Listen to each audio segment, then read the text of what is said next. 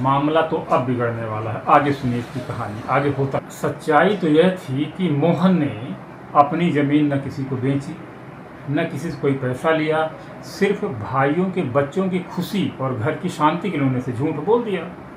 उन्होंने जैसा कहा वैसा बोल दिया, इन्होंने जैसा कहा वैसा बोल दिया। भोले भाले सीधे साधे तो थे। अब कहानी क्या बिगड़ती है, आगे देखिए। हम आपको एक 3 भाइयों की कहानी बता रहे हैं। ये चित्रकूट धाम के पास एक गांव है, उस गांव की कहानी है। 3 भाई हैं। बड़े भाई प्रहलाद हैं, मझले बाबूलाल हैं और सबसे छोटे हैं मोहन शुक्ला परिवार की कहानी है।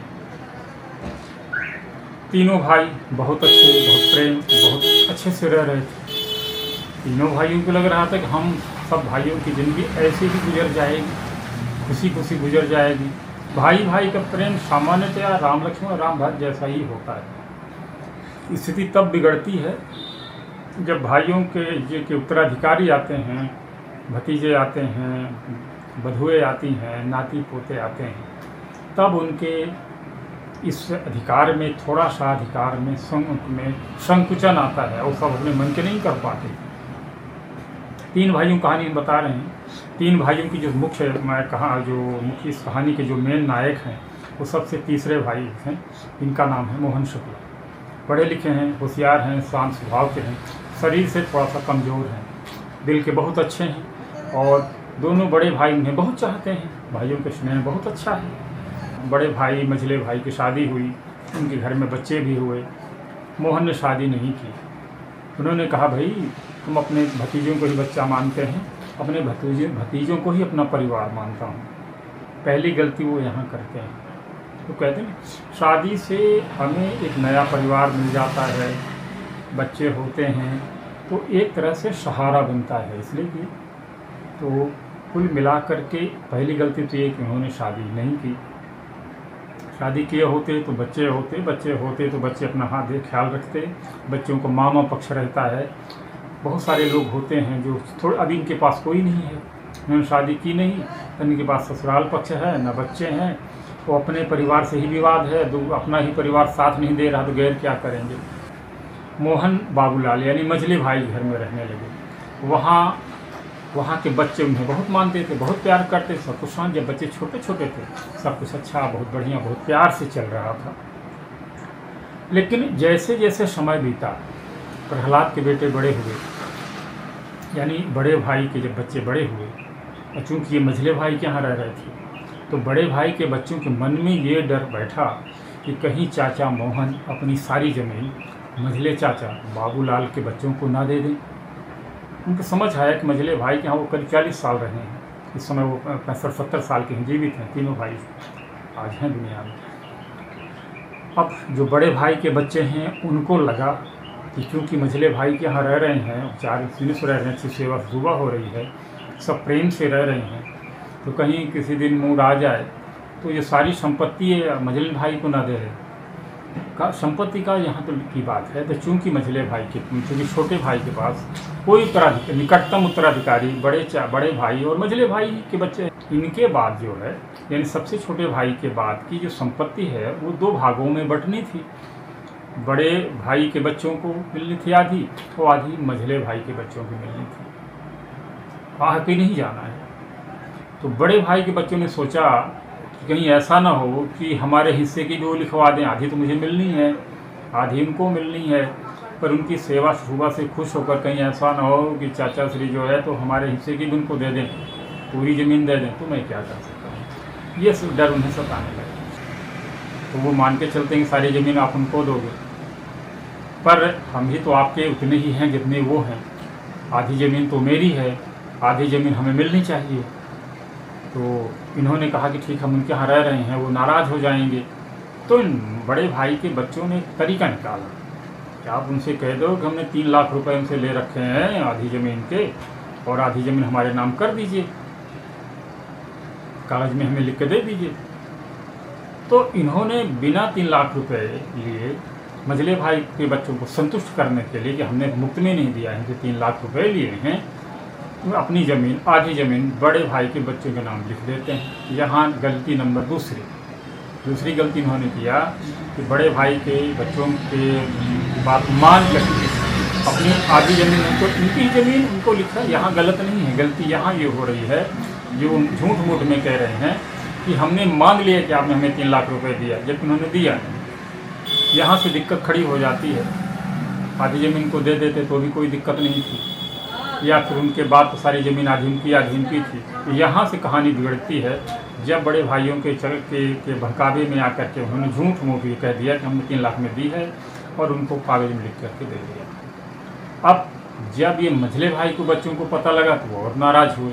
अब मोहन चाचा तो सीधे साधे थे, उन्हें लगा कि बच्चों को अगर इसमें भाइयों के बच्चों को थोड़ी तसल्ली मिलती है तो उन्हें कर देना चाहिए। उन्होंने कहा उनको देना तो है ही है, पर मझले भाई के बच्चे नाराज़ न हों, इसलिए उनसे कहा कि उनसे हमने 3 लाख रुपए लिए।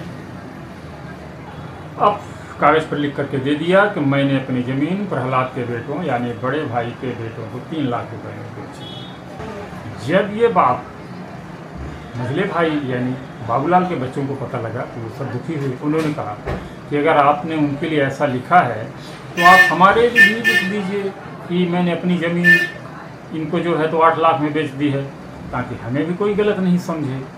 आपने उनको आधा दिया तो आधा हमें भी दे दीजिए, आप भी लिख के हमें दे दो। उन्होंने आपको 3 लाख रुपए दिया, क्या 3 दिया? तुमने कहा भाई दिए तो नहीं हैं, बोले हैं कि दे दूँगा। तो ठीक है, मैं भी बोल रहा हूँ कि आपको 8 लाख दे दूँगा, आप अपनी शेष ज़मीन हमारे नाम लिख दीजिए। भाई आपके बाद आपकी ज़मीन तो मेरी ही है, आधी मेरी है, आधी हमारे दादाजी की है, आधा आपकी है, आधी मेरी है, आधी उनकी है। आधा मेरे को दे दो, आधा उनको दे दो, चाहे आप हमारे यहाँ रहो चाहे उनके यहाँ रहो, हम सब आपके ही बच्चे हैं।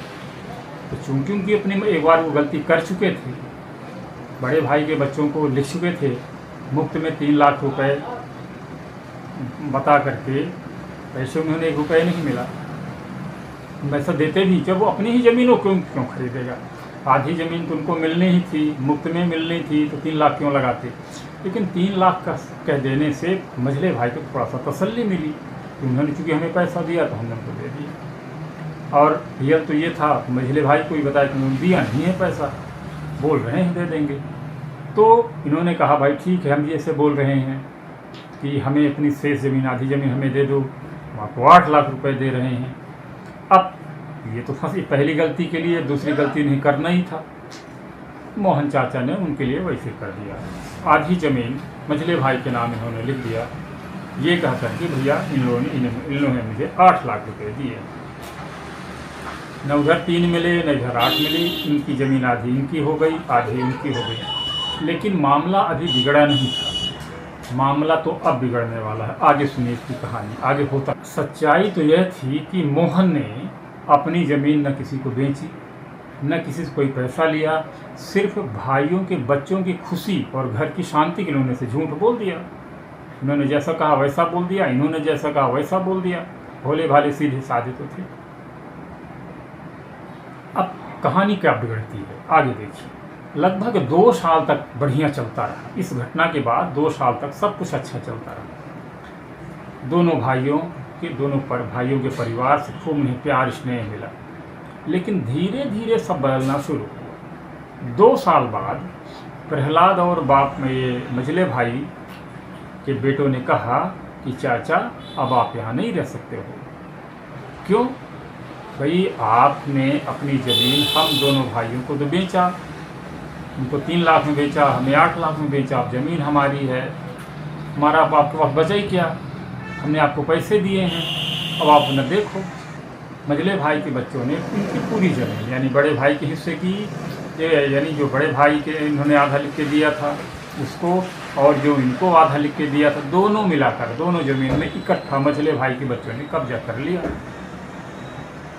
अब जब दस्तावेज जांचे गए तो पता लगा कि जब मझले भाई के बच्चों ने अपने नाम ज़मीन कराई थी तो उन्होंने स्टेटमेंट में पूरी ज़मीन लिखवा लिया था, और इन्होंने ध्यान नहीं दिया, इन्होंने उनके बहकावे में आकर के साइन कर दिया।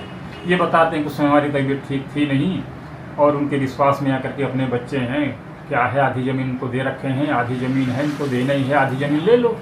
उन्हें ये नहीं पता था कि जो हम बड़े भाई की जो हमने आधी ज़मीन दे रखा है वो भी हमसे ये लिखवाए ले रहे हैं। स्थिति ये बनी कि मछली भाई के बच्चों ने इनकी पूरी ज़मीन लिखवा दी।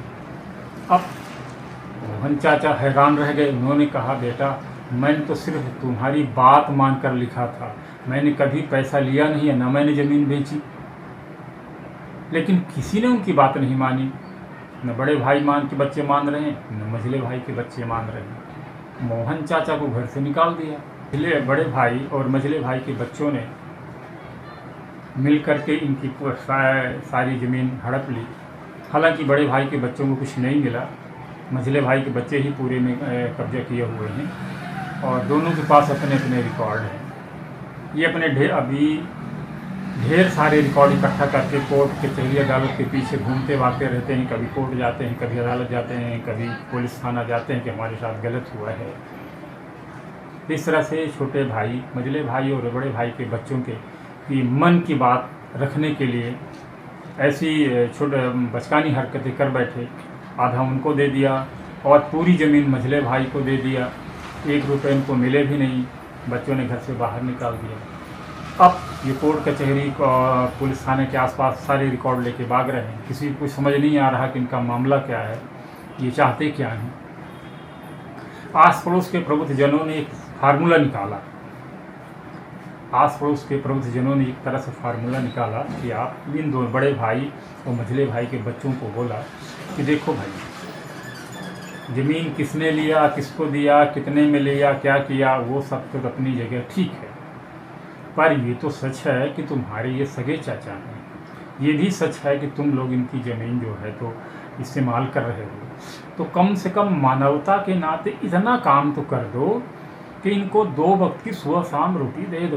भूखों ये न मरे, कम से कम तुम्हारे चाचा हैं, तुम्हारे साथ अच्छा किए या बुरा किए, इनको कम से कम भूखों नहीं मारो। इनको सुबह शाम 2 वक्त की रोटी दे दो। जब तक ये जीवित रहते रहें, कम से कम भूखे प्यासे ना मरे। आखिर तुम्हारे चाचा ही तो हैं, तुम उनके बच्चे ही तो हो। तो ऐसा कहने पर लोगों के, उन्होंने कहा, बच्चों ने मान लिया। लेकिन लोगों ने दबाव दिया कि लिख कर स्टैम्प पेपर पर दो, नोटरी के सील साइन की मुहर के साथ, मैं चाचा को, हम दोनों लोग मिलकर अपने मझले चाचा को आजीवन खाना पीना देंगे। अब उनके पास रिकॉर्ड भी है, हलफनामा लिखा हुआ खानगी देने का। लेकिन नहीं यहाँ खाना मिल रहा, ना वहाँ खाना मिल रहा। इस समय वो दर दर भटक रहे हैं।